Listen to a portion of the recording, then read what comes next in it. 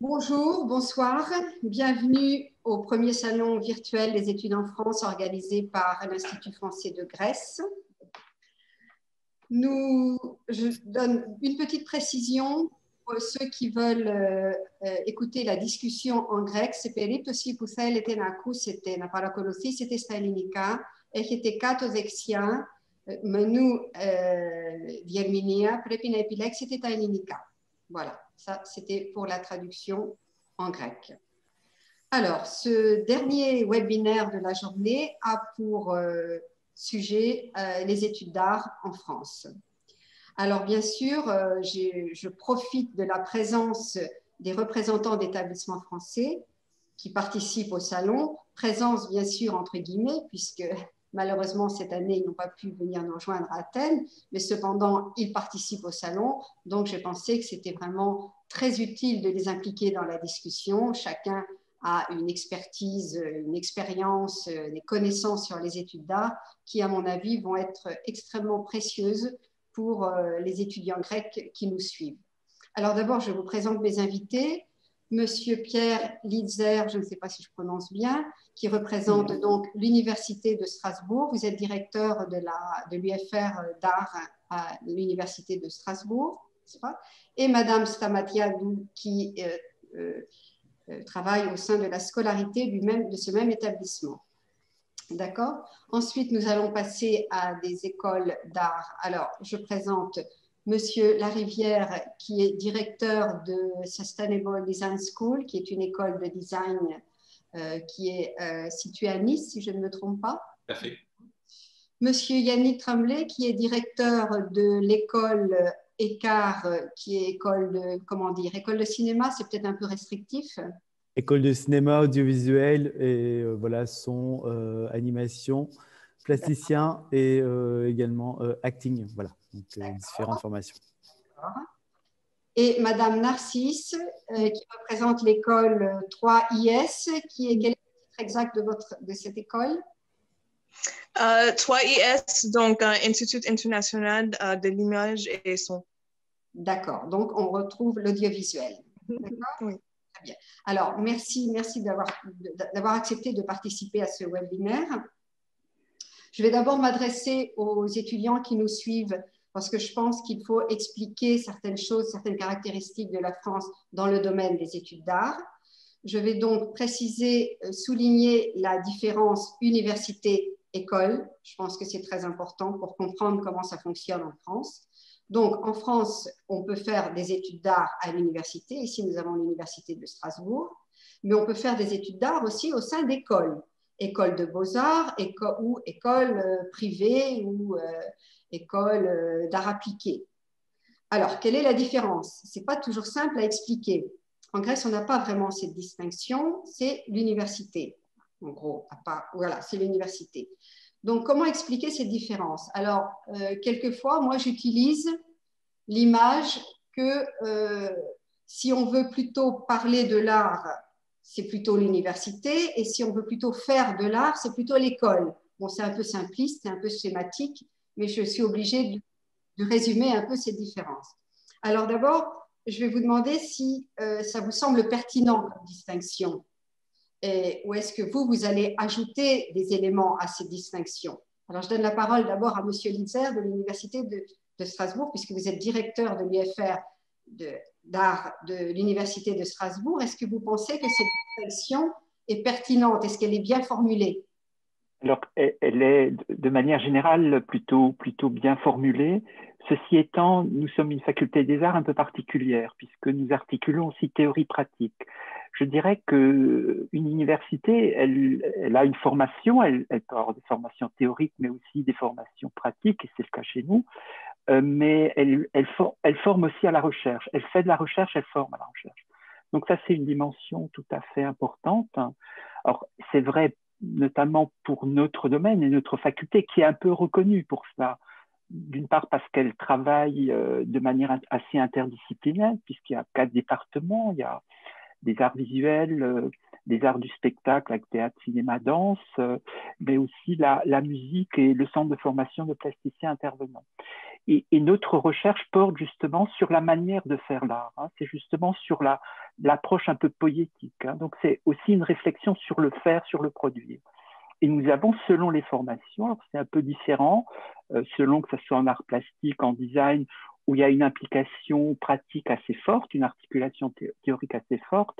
Je crois que c'est de l'ordre de 60-40 à peu près, 60 théoriques ou 40 pratiques. Enfin, ça dépend encore une fois des années. Mais voilà, alors que par exemple en art du spectacle, c'est un peu moins important. On n'a pas du tout les moyens de faire effectivement, de faire de la réalisation ou du son, quoi que ce soit. Voilà. Mais par contre, la musique aussi, en travaillant, en ayant des formations avec le conservatoire, la pratique est très, très présente. Donc ça dépend vraiment, je dirais, des universités. Et aussi au sein même de chaque université, il y a des articulations et des approches un peu différentes. Voilà. Mais en tout cas, ce qu'il faut peut-être noter, c'est que la question de la formation vient se compléter par une question de formation à la recherche, et c'est une des dimensions quand même très importantes, y compris pour la question pratique, de créer des créateurs, et notamment pour la pédagogie de projet. Voilà. D'accord, donc vous soulignez l'élément supplémentaire que pour la recherche, que l'université offre cette dimension de la recherche. Oui, tout à fait. Et en soulignant que celle de Strasbourg, et je crois qu'elle est réputée pour cela, qu'elle articule justement cette dimension pratique. C'est-à-dire qu'on forme, je pense que mon collègue à Nice, des designers, voilà, de grands renoms, voilà, comme des plasticiens. Alors, il n'y a pas de réalisateur, par exemple. Hein, la dimension du son, non plus, on n'a pas de grands acteurs, on n'a pas de metteurs en scène, et ainsi de suite. On les prépare plutôt, effectivement. Là, on est plutôt dans une approche peut-être plutôt propédeutique. Hein, voilà, c'est plus souvent des gens, sans doute, qui vont ensuite qui font une licence 1, 2, 3 chez nous pour avoir, je dirais, un fond culturel, qui font plutôt des études cinématographiques ou chorégraphiques ou théâtrales, et ensuite, effectivement, ils vont dans des écoles ou de cinéma ou d'art ou quoi que ce soit. D'accord, très bien. Monsieur Larivière, qu'est-ce que vous en pensez? Est-ce que la distinction était pertinente? Qu'est-ce que vous avez ajouté? Tout à fait. Je dirais même que nous, on parle d'une différence importante entre l'art et l'art appliqué. Vous voyez, on est exactement dans la définition que vous donniez. C'est vrai que les écoles d'art ont plus peut-être cette approche de se servir de l'art comme d'un outil. Peut-être les écoles d'art, c'est une finalité. On fait une école d'art pour être un artiste. Les écoles en l'occurrence la nôtre, qui est une école de design tournée vers les grandes questions de mutation du monde, du développement durable, en fait, se servent de l'art et du dessin pour concevoir, pour créer et pour imaginer demain.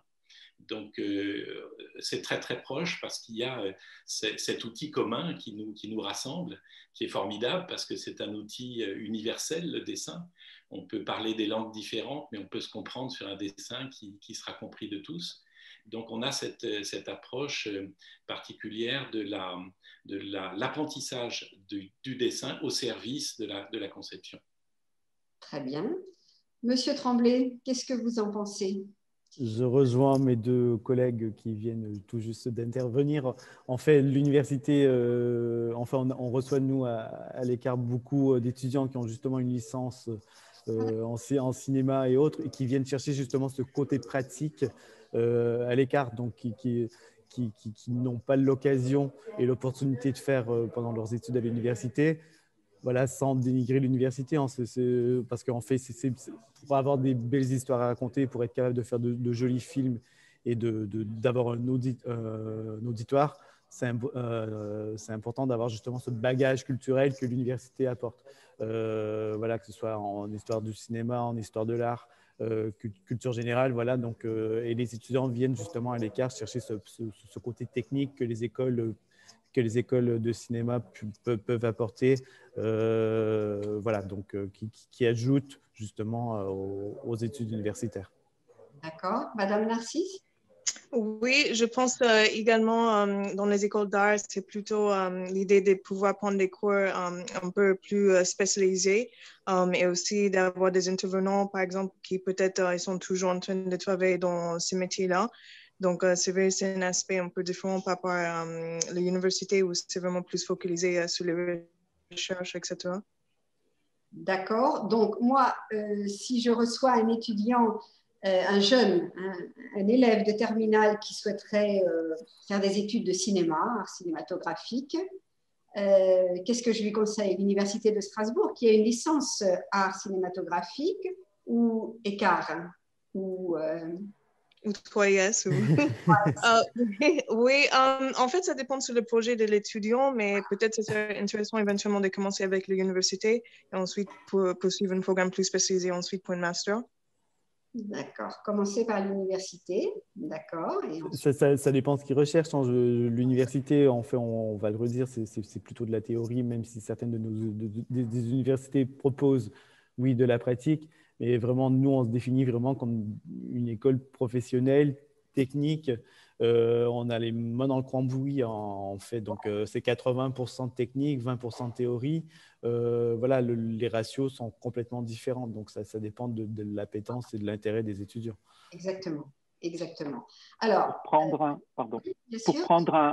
prendre effectivement un peu le fil de la question, voilà, ça serait tout à fait intéressant pour, je pense, quelqu'un qui sort de son bac, de se former effectivement à une culture cinématographique assez large. Et en ce sens-là, je crois que l'université pourrait effectivement lui rendre ce service-là.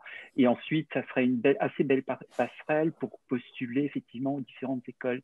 Ensuite, nous avons aussi ce qu'on appelle un master coproduction internationale, où on voit tout à fait, alors nous n'avons pas de studio, ils réalisent des petits films, enfin vous voyez comment ça peut se passer. Mais par contre, pour le master coproduction, par exemple, coproduction internationale, il y a tout à fait une possibilité pour des étudiants de rejoindre sur une formation très professionnalisante l'université sur certains aspects.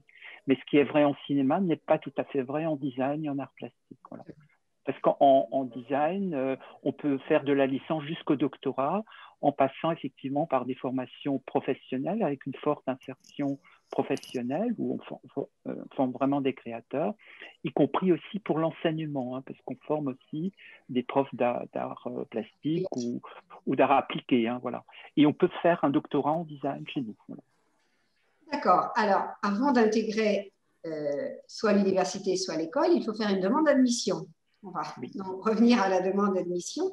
Et ma question maintenant, c'est les critères. Comment vous jugez les candidats? Comment vous les évaluez? Quels critères vous prenez en compte? Alors, pour l'Université de Strasbourg, je vais peut-être m'adresser à Madame Stramatiadou, qui est à la scolarité, qui va peut-être pouvoir nous dire, à l'université, à un étudiant qui fait une demande d'admission en licence art de la scène, par exemple, à l'Université de Strasbourg, études cinématographiques, qui va faire sa demande via Parcoursup. Quels sont les critères dont vous allez tenir compte? Alors d'abord, il ne faut pas qu'il a déjà un bagage artistique concret. On forme voilà, des potentiels chercheurs ou effectivement des gens qui veulent avoir un bagage, une culture générale, comme l'a dit M. Litzler. Donc, effectivement, ce sera les notes de baccalauréat ou l'équivalent de Apolitirio. Voilà. Donc, en fait, vous ne demandez pas qu'il soit déjà artiste, en fait. Ah non, non, non. Voilà, en aucun cas. Je souligne. Par contre, ça peut être vraiment, pour la L1, on parle, c'est pas pénalisant de ne pas être un artiste, mais ça peut aider, effectivement. D'accord. Mais de toute façon, c'est aussi une caractéristique dans les écoles de beaux-arts, dans les écoles publiques. On ne demande pas aux gens d'être déjà des artistes, mais d'avoir un certain potentiel, une certaine maturité. Je suppose, vous allez prendre la parole pour les écoles d'art. Il faut bien le préciser parce que souvent en Grèce, on considère qu'il faut déjà avoir fait beaucoup de choses, avoir un beau portfolio. Enfin, en fait, ce n'est pas vraiment ce qu'on demande en France. Par contre, après, on va essayer de juger le potentiel justement de l'étudiant. Donc, Madame Stramatiadou, vous dites, donc à l'université, pour entrer en première année de licence, vous allez regarder les notes du lycée. à fait. D'accord. Et les critères sur Parcoursup. Hein. Ah, pardon, Oui. Monsieur Litzler, peut-être il veut... Non, mais pour faire très simple, nous n'avons pas le droit de sélectionner a priori. Oui. Donc, sauf pour quelques parcours. Voilà. Donc, nous n'avons pas le droit, effectivement. C'est un algorithme qui choisit en fonction des impératifs qu'on met. Donc, il faut bien savoir ça. Et puis, il y a des étudiants qui vont en musique, ou certains en cinéma, ou d'autres en design. Certains ne savent pas dessiner, d'autres ne savent même pas jouer d'un instrument, et ainsi de suite. Donc ça, la L1 est relativement ouverte. Et comme a expliqué Isabella, c'est effectivement, il n'y a pas de nécessité, effectivement. Ça peut être un plus, de toute manière, pour les études. Mais en tout cas, pour Parcoursup, ce n'est pas un critère qui peut être pris en compte. Non, oui, normalement, il n'y a pas de sélection en licence. Cependant, dans certaines filières artistiques, quand même, où le nombre d'étudiants n'est pas illimité, vous n'avez pas de processus de sélection. Il y a, enfin, Isabella, je ne sais pas si vous voulez répondre. Allez-y. Non. En fait, nous avons des filières sélectives. Par exemple, on a un double parcours danse où effectivement c'est sélectif. Nous avons aussi pour composition interprétation musicale avec le conservatoire, donc avec une école d'art, où c'est sélectif. Et ensuite, nous avons des contingentements. Hein. C'est-à-dire que nous ne pouvons pas accueillir tout le monde. Hein. C'est-à-dire que nous avons des contingentements. Par exemple, pour art plastique, c'est 120, je crois qu'on en a 10 de moins cette année. Et puis en design, c'est 150. Et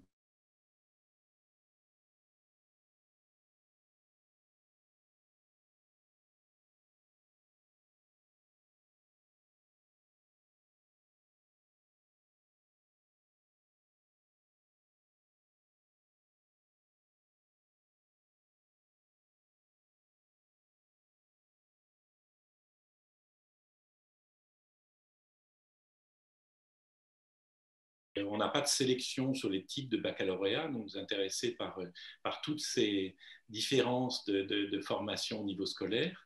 Et donc là, le recrutement se fait sur un entretien avec le dossier scolaire et aussi un entretien sur la motivation. En fait, notre école est assez particulière puisqu'elle a décidé, comme je le disais tout à l'heure, de mettre le design au service des grandes questions de la planète, du développement durable. Donc, c'est très passionnant parce qu'on sait les difficultés que rencontre le monde aujourd'hui et ces difficultés, finalement, sont aussi pour les designers des opportunités de créer et d'agir et de trouver des solutions aux grandes questions comme le changement climatique et comme bien d'autres choses. Donc, on va beaucoup travailler dans l'entretien cette question de la motivation. Est-ce que l'étudiant a une conscience de ce qui se passe sur la planète et est-ce qu'il a envie d'apporter sa pierre à l'édifice? Je dois dire que je suis depuis 35 ans dans les écoles et que cette école-là, elle est passionnante parce que je trouve des jeunes qui ont vraiment qui se posent des questions pour demain et qui ont envie de dessiner, qui ont envie d'être designers, qui sont très heureux de pouvoir donner du sens à leur métier en pouvant justement comme ça créer pour la planète. Donc voilà, c'est un entretien d'1h30 à 2 heures.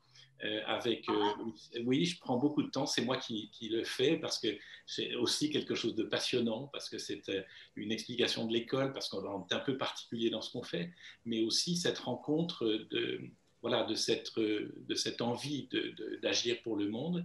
On a une équivalence de rentrée aussi en deuxième année et troisième année, L2 et L3, et puis après en Master 1, avec là, plus souvent, des équivalences aussi de CTS, European Credits Transfer System, qui nous permettent quand même, dans des écoles similaires aux nôtres, de voir les niveaux atteints par les élèves et de pouvoir choisir avec eux si le niveau leur permet d'avoir une équivalence. Avec 120 CTS, on peut rentrer chez nous en troisième année avec 180, etc.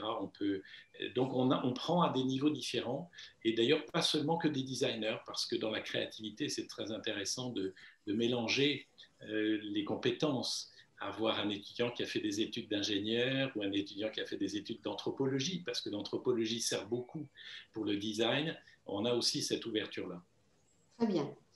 Monsieur Tremblay, pour entrer à Écart, comment vous comment vous jugez comment vous évaluez vos candidats? Quels sont Voilà, donc nous ici, c'est sur entretien de motivation, donc il suffira d'obtenir le bac.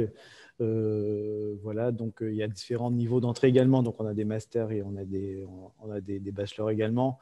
Donc tout dépendant du niveau d'entrée, mais voilà, pour les étudiants qui arrivent du lycée, donc on demandera d'obtenir le bac, lettre de motivation et un portfolio. Voilà. Cependant, ce portfolio n'est pas obligatoire, sachant que c'est des étudiants qui ont 16, 17 ans, 18 ans. On ne peut pas leur demander d'être des professionnels, et les étudiants qui demanderont à intégrer l'écart, c'est qu'ils ont certainement une motivation, un intérêt. Et voilà, donc sans avoir tourné de longs ou de courts métrages, voilà, c'est le corps de notre métier de former justement ces jeunes qui viennent chercher une formation et de les rendre aptes au travail à la sortie de l'école. Donc ça se fera sur un entretien de motivation plutôt que sur d'excellentes notes ou sur la qualité d'un travail rendu. C'est notre travail justement de les former et de les rendre voilà. Bien sûr. Madame Narcisse, pour 3 yes. Oui, donc c'est aussi surtout par rapport à la motivation des candidats. Donc, on demande quand même un peu plusieurs documents, par exemple les notes, une lettre de motivation, éventuellement une lettre de recommandation pour être possible aussi. Et ensuite, à partir du moment que nous avons reçu tous les documents, on invite l'étudiant pour participer dans un entretien de motivation pour comprendre mieux par rapport au parcours de l'étudiant et aussi par rapport au projet et la motivation pour notre école et nos programmes. D'accord, donc ce qui revient très souvent, bien sûr, c'est la motivation, le projet. Les formations en anglais. Alors, les formations en anglais, surtout au niveau premier cycle, ce n'est pas vraiment une caractéristique des universités, n'est-ce pas, Monsieur Winzer? Il n'y a pas de licence d'art en anglais à l'université, n'est-ce pas? Non, à ce jour, non. On nous pousse à le faire, effectivement, mais ça reste quand même... on considère aussi que la langue est une dimension importante de la connaissance et de la pensée, et que bien sûr le français doit rester majoritaire dans la démarche et dans la réflexion, parce que je pense qu'on ne pense pas exactement de la même manière selon la langue qu'on parle. Voilà, une structuration de la pensée qui est assez singulière. Donc il y a bien sûr une unité de langue.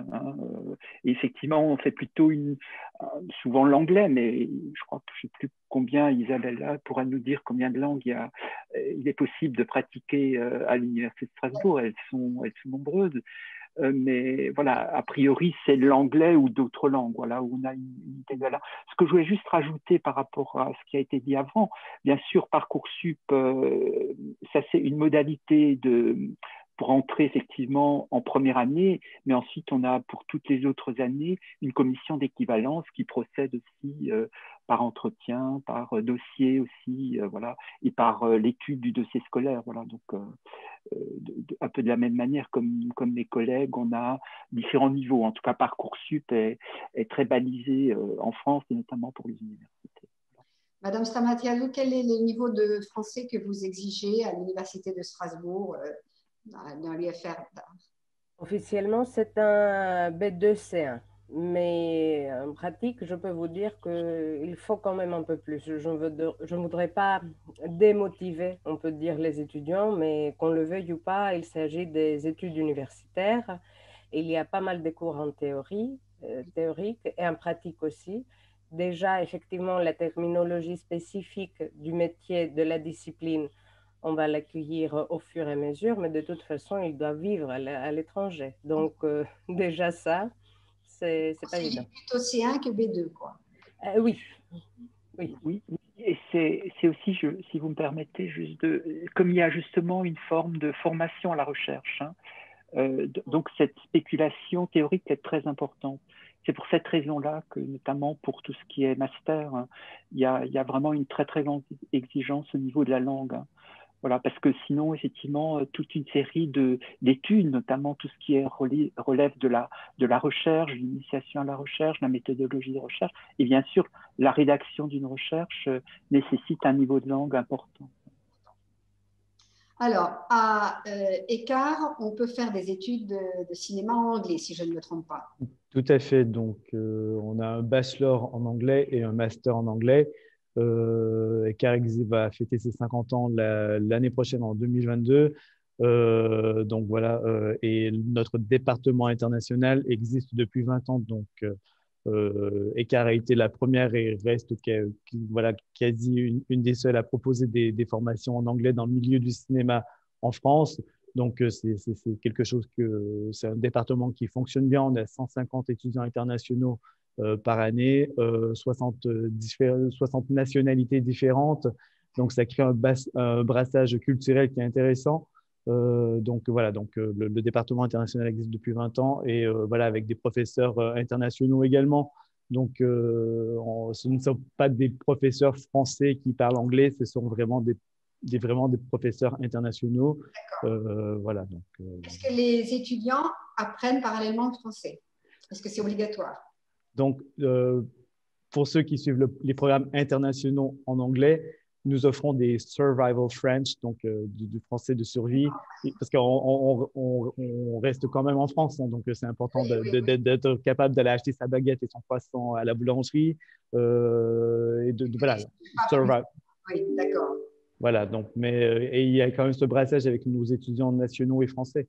Donc, c'est important, on fait de l'interdisciplinaire. Donc, ils ont des projets communs. Vous êtes une école quand même qui offre beaucoup de pratiques. Est-ce que ce n'est pas un problème pour les étudiants s'ils ne sont pas du tout francophones pour aller faire des stages, pour toute la dimension professionnelle? Ça ne pose pas un problème? En fait, comme je dis, ça fait 20 ans qu'on existe et les stages ne sont pas obligés d'être faits en France. Ils peuvent faire les stages, ils peuvent retourner dans leur pays d'origine pour faire le stage. Ça, ils ne sont pas obligés de rester ici. Et après ça, je pense que d'être en immersion en France, on développe toujours, voilà, pas le réflexe, mais on développe toujours un français qui leur permet d'œuvrer, de manœuvrer, de faire leur stage voilà, dans un milieu français, francophone. Alors, Sustainable Design School, qui est un titre anglais, est-ce qu'on peut faire des études en anglais? Oui, on fait des études en anglais. Alors, on a une première année qui est un petit peu mixte parce que parfois, des élèves qui sortent du bac n'ont pas un niveau d'anglais très, très élevé. Donc, on ne va pas leur asséner des cahiers des charges ou des briefs de projet tout de suite en anglais, dans le jargon du métier du design. Donc, on va, la première année, faire un mix pour aider les étudiants à les amener à l'anglais. Mais à partir de la deuxième année, troisième année, on a tous nos cours en anglais et surtout nos projets avec des partenaires, parce qu'on accueille beaucoup d'entreprises partenaires, des institutions, et on fait tout ça en anglais. Pourquoi? Parce que là aussi, on a parlé tout à l'heure de la diversité des compétences. Ce qui nous intéresse aussi, c'est la diversité des cultures. Donc, on a aujourd'hui 20% de nos étudiants qui sont internationaux, qui arrivent pour beaucoup et qui ne parlent pas l'anglais, qui ne parlent pas le français, pardon. Et donc, on a cette possibilité de les intégrer plus facilement avec l'anglais. Et puis, on fait partie d'un réseau qui s'appelle Cumulus Association, qui regroupe à peu près 300 grandes écoles de design dans le monde. Et on échange avec aujourd'hui 15 de ces écoles. Et voilà, donc nos étudiants peuvent partir, faire 6 mois, même parfois plus, en échange en troisième ou quatrième année. Et donc, pour accueillir ces étudiants internationaux qui ne viennent que pour 6 mois, mais souvent, c'est la langue, effectivement, l'anglais qui est nécessaire. Donc, voilà, notre école a ce plaisir aussi d'avoir cette diversité culturelle. Merci. Et 3IS, pardon. Oui. Oui, donc en fait, aujourd'hui, nous avons une BA en Film and TV qui est enseignée en anglais. Et en fait, d'ici le mois d'octobre, nous allons lancer 3 nouveaux programmes en anglais au niveau BFA et aussi MFA. Donc, nous avons également des programmes en anglais. Donc, c'est des programmes qui vont focaliser sur cinematography, par exemple, recording and sound production et aussi filmmaking. Donc, nous avons cette option aussi. Nous avons environ 20% des étudiants internationaux. Donc, c'est quelque chose qui est très important pour nous, la dimension internationale aussi. Parfait. Alors, je pense que nous avons quelques questions. Je vais demander à ma collègue Marie-Christine, qui essaie de récolter les questions et de les synthétiser. Marie-Christine, quelles questions nous avons? Alors, une question que nous avons, c'est si les formations en 3D animation existent en anglais. Qu'en est-il exigé? Un test, une entrevue, un travail dirigé pour pouvoir se présenter et préparer son dossier? Formation 3D animation. Qui a? En français, si français, c'est possible en français, mais j'ai cru comprendre que c'était en anglais la question. Demandez en anglais ou? On demandait et en anglais et en français. D'accord, c'est possible à Écart, donc tout à fait en français, avec un niveau de B2, voilà. Ensuite, on est hors Parcoursup, donc les admissions se font directement sur le site de l'Écart.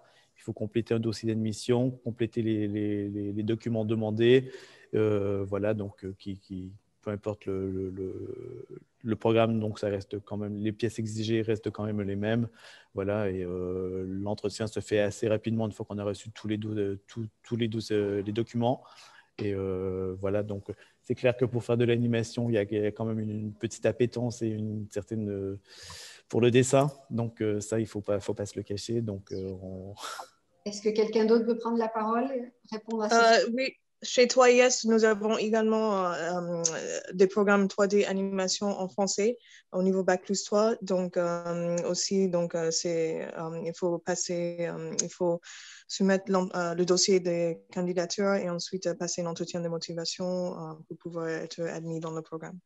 D'accord.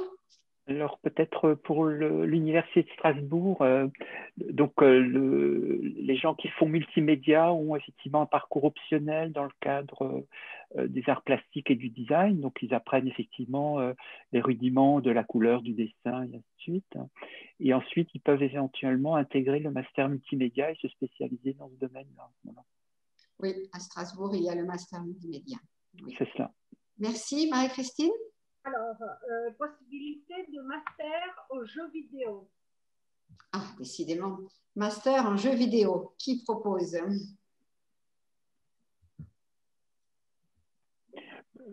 Encore une fois, il est tout à fait possible dans le cadre du multimédia de se spécialiser, mais on n'a pas non plus des compétences dans le domaine des enseignants. Voilà, donc je crois que certains étudiants peuvent effectivement s'orienter vers là en faisant aussi ensuite un stage et ainsi de suite, mais disons que l'ouverture multimédia est à multifacette, voilà. Donc, mais on n'est pas du tout spécialisé comme peut-être certains de mes collègues. Vidéo, c'est certaines écoles qui ne sont pas présentes aujourd'hui. Bien sûr, bien sûr. Bon, ça, je pourrais renseigner l'étudiant intéressé. Marie-Christine? Notre question, c'est pour les études de mode, s'il y a des écoles publiques et quel est le portfolio exigé? Alors là, décidément, on n'a pas de chance. La mode.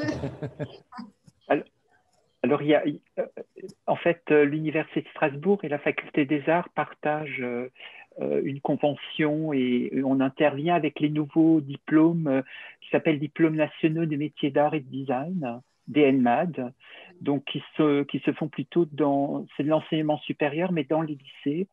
Et il y a à Strasbourg, on a une convention, une collaboration, et je suis souvent dans les jurys et en termes de formateurs au lycée ORT à Strasbourg.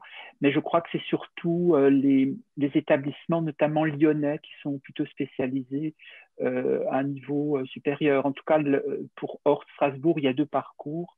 Un parcours textile matériaux et un parcours mode édition. Voilà. Et c'est plutôt intéressant. Donc, oui. DNMAD, Diplômes nationaux métiers d'art et de design. Voilà, Diplôme national des métiers d'art, le DNMAD, qui est un diplôme national et qui peut s'obtenir au sein d'établissements publics. Et bien sûr aussi, parallèlement, il y a des écoles de mode privées avec des droits de scolarité plus ou moins importants, mais il y a des diplômes nationaux qu'on peut obtenir au sein même de lycées professionnels ou de lycée ou lycée des lycées en général. Enseignement supérieur et dont les études sont gratuites. Ça, et qui équivaut grade de licence, voilà. Équivalent grade de licence. Voilà. exactement. Marie-Christine? Une autre question. Un diplômé d'architecture, s'il peut passer en M2 à l'Université de Strasbourg? Alors, mais en M2 en quoi? M2 design. En design, oui, oui. Enfin, oui, tout à fait, tout à fait. Il peut très bien, effectivement. Alors, s'il a déjà un M2, il faut savoir pour quelle raison il veut aller en M2, puisqu'il a déjà un diplôme, professionnel de niveau master, voilà. Par contre, il peut très bien. Il est architecte et en Grèce, architecte n'a pas la dimension artistique qu'il y a en France. D'accord, c'est ingénieur, hein, c'est ça. Voilà, il peut voir compléter par cette dimension artistique. Tout à fait. Mais alors, encore une fois, il faut qu'il distingue design et architecture. Hein. En design, bien sûr, on peut le recevoir, mais nous ne sommes pas une école d'architecture. Hein. Nous sommes une école, enfin une université en design. Donc, on a à la fois de l'espace, du graphisme et de l'objet, voire du service. Hein. Donc, avec ces options-là. Donc, l'espace est vraiment limité à l'espace public, plutôt à la micro-architecture, à la muséographie, à la scénographie, des choses comme ça, vous voyez, ce qui revient plutôt au design dit d'espace. Voilà. Par contre, il faut qu'il intègre plutôt, alors là, une école d'architecture, hein, qui est une école professionnelle qui conduit au diplôme, au DE, diplôme d'État. Hein. Étant donné qu'il est architecte, par contre, il peut, oui, vouloir faire un master. Il peut s'orienter.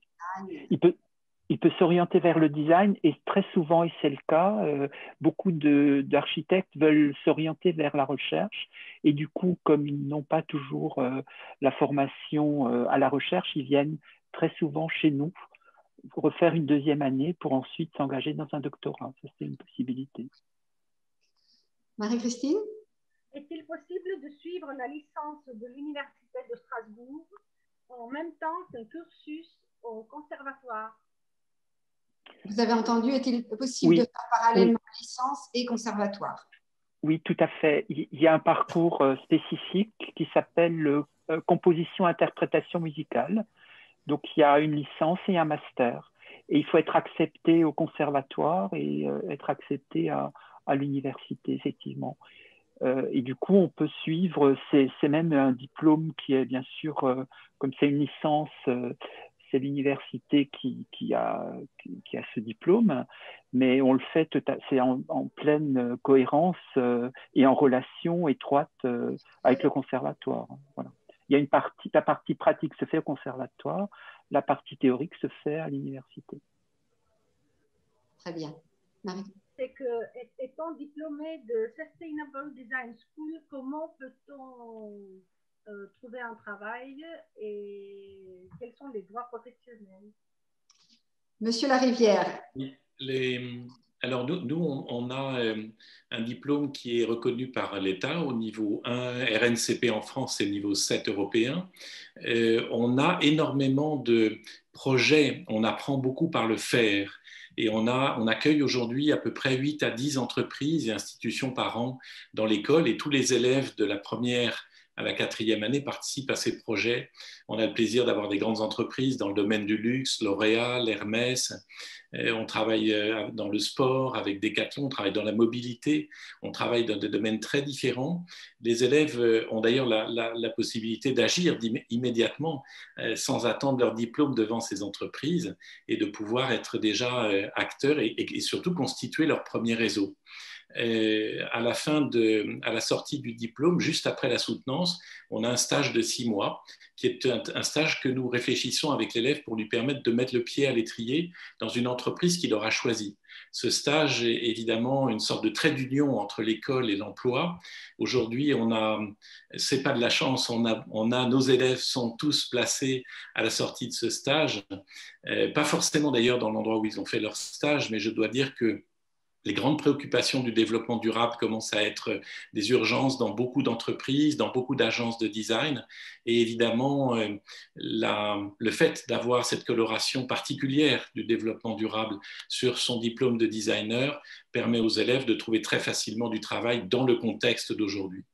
Alors, les étudiants grecs sont souvent soucieux, alors là, je ne parle pas de l'université, mais des écoles privées, de la reconnaissance de leur diplôme. Ils sont très, très soucieux. à partir du moment, il faut savoir qu'en Grèce, l'enseignement supérieur est public.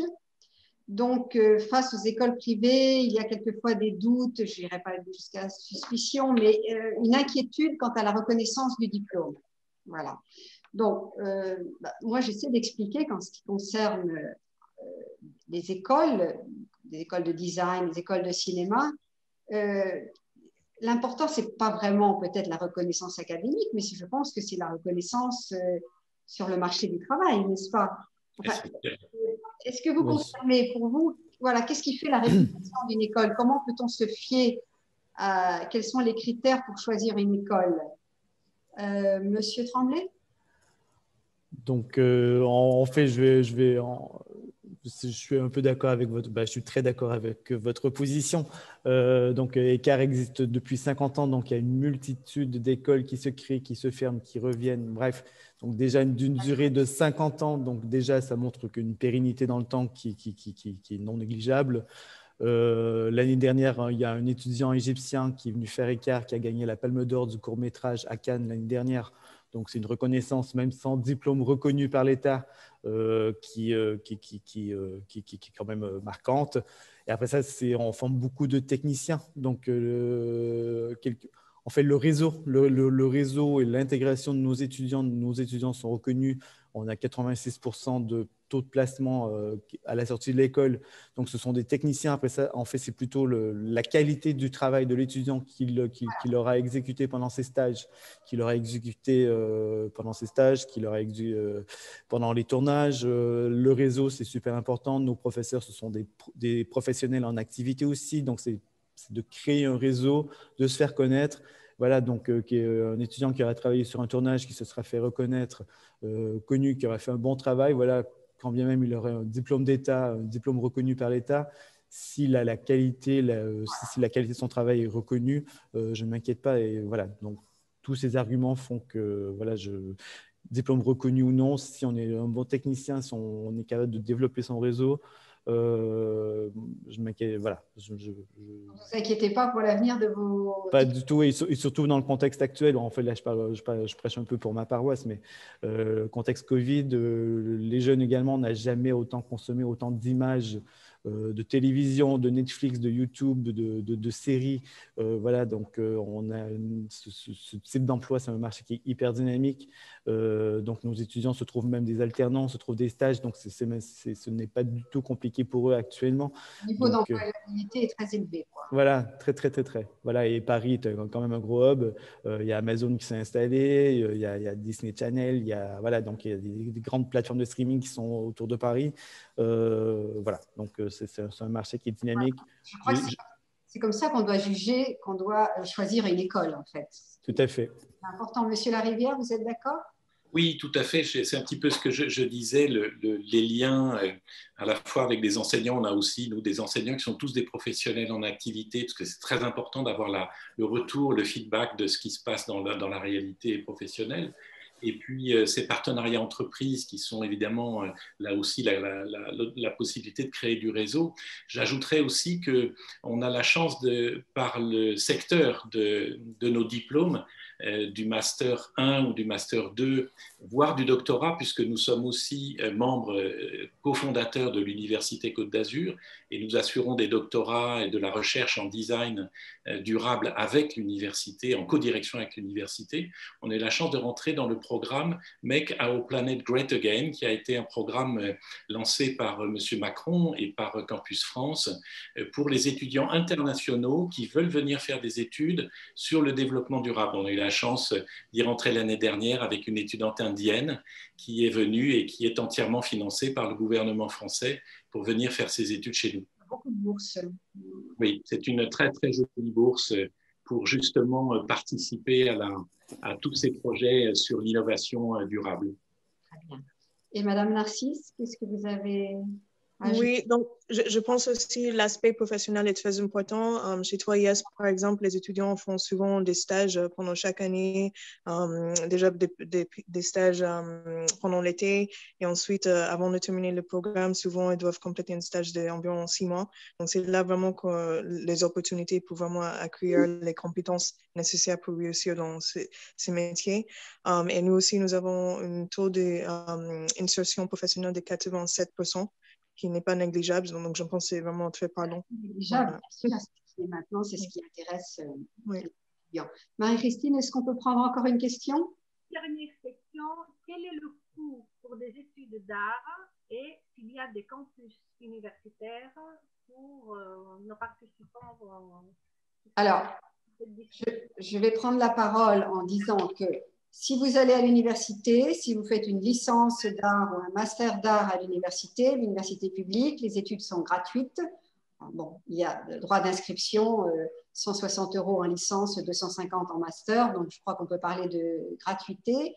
Après, dans des écoles privées comme ICAR, Sustainable, 3IS, il y a des droits de scolarité. Bon, je pense que là, ce n'est pas le moment de parler exactement des montants. Les gens peuvent vous communiquer, vous contacter plus tard. Là, il y aura bien sûr des droits de scolarité. Il faut bien faire cette distinction entre université et école. Bien sûr, il y a aussi des écoles de beaux-arts publiques. Nous n'avons pas de représentants. C'est dommage, ça aurait bien complété le panorama. Les écoles de beaux-arts publiques ne demandent pas non plus de droits de scolarité, juste des droits d'inscription, environ dans les 250 €, je pense. Et ensuite, dans les écoles privées, il y a des droits de scolarité que vous pouvez apprendre en rentrant sur le site des universités, des écoles. Oui. Oui, en fait, pas que je veuille rentrer dans ce débat des frais de scolarité, mais il faut comprendre qu'on est des écoles privées avec des frais d'infrastructure et des frais d'achat de matériel. Hein. Donc, chaque année, on renouvelle notre parc de matériel. Donc, comme je disais, on est des écoles qui doivent former des professionnels de demain. Donc, on se doit d'avoir du matériel à la fine pointe de la technologie. C'est ce qui explique, en effet, cette différence de coût. Voilà. D'accord. Alors maintenant, pour terminer, si vous aviez à convaincre des étudiants grecs pour leurs études d'art de choisir la France, qu'est-ce que vous diriez? Quel argument vous utiliseriez? Mais juste une phrase, quoi, sans rentrer dans les détails. Monsieur Litzer? Oui, enfin, je leur dirais, et puis moi aussi, j'ai été responsable du master design pendant de longues années. Je crois qu'il est important justement de former à l'avenir et de voir comment on peut transformer la société, notamment par ces disciplines-là. Et je crois que la dimension de la recherche est absolument essentielle, parce qu'il faut fabriquer du nouveau, il faut fabriquer une connaissance nouvelle. Donc, d'avoir une formation vraiment qui articule théorie pratique, mais aussi avec des enseignants-chercheurs, mais aussi des professionnels. Je crois que l'université est un beau tremplin pour l'avenir. D'accord. Madame Narcisse, pourquoi choisir la France? Vous-même, vous n'êtes pas française, oui. Donc je suis... Oui, déjà, on peut dire déjà à Paris, je pense que c'est une des capitales culturelles du monde. Donc, si à partir du moment où on s'intéresse dans les métiers artistiques, je pense que c'est le meilleur endroit dans le monde pour faire nos études. D'accord. Madame Stamatiadou, qui est aussi, vous n'êtes pas française, quel argument vous utiliseriez pour convaincre un Grec de choisir la France pour ses études d'art? Et ayant un parcours en Grèce et en France, et je pense que M. Litzler a tout à fait résumé bien la situation. En Grèce, les études, j'imagine les études d'art sont visées dans le passé, c'est vrai. On est de très bons historiens, on a de très bonnes études, mais effectivement en France, le regard est vers l'avenir. Et vraiment, de tout ce qui est innovant, de tout ce qui est nouveau. Les enseignants se préoccupent énormément sur ces questions-là de la modernité. Et en même temps, il faut dire qu'on parle d'un milieu et d'un pays multiculturel, multinational. Ce n'est pas juste la France et le français et la culture française. Nous, à Strasbourg, on est à côté de l'Allemagne, de Luxembourg, de la Suisse. Donc, il y a une effervescence culturelle, je veux dire, nos enseignants viennent de partout. Donc, effectivement, si on veut avoir une ouverture d'esprit, comme chaque grec qui se respecte, il faut vraiment choisir la France pour plusieurs raisons, et même pour le niveau de vie, ça c'est clair. D'accord. Vous n'avez pas regretté? Ah non, non, ça c'est clair. C'est le meilleur exemple. Monsieur Tremblay? Je ne suis pas français moi-même, donc je suis canadien. Donc, je vais être bref. Voilà, ça recoupe un peu ce qui a déjà été dit. Culture, ouverture sur le monde et diversité. Voilà, donc je pense que ce brassage culturel est très important et très intéressant. Et Paris, voilà, bon, Paris reste Paris, mais la France, voilà. Donc, et c'est quand même le lieu de naissance du cinéma aussi. Donc, on a tout ce bagage qui nous précède et que, voilà. Donc, très bien. Très bref. Mais... Monsieur Larivière? Alors, bien sûr, je reprends tout ce que vous avez tous dit. J'ajouterais que nous avons décidé, nous, d'installer l'école dans le sud-est de la France, proche de tous les pays de la Méditerranée, qui sont le berceau du monde, et des pays qui sont très créatifs. On est à quelques minutes de l'Italie, qui est aussi un berceau très intéressant du design.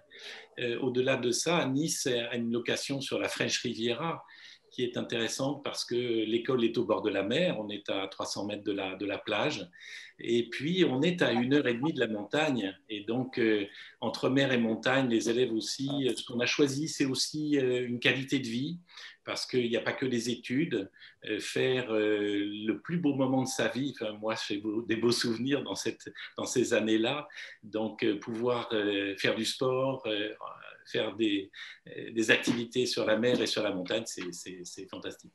On va donc terminer sur cette note d'optimisme.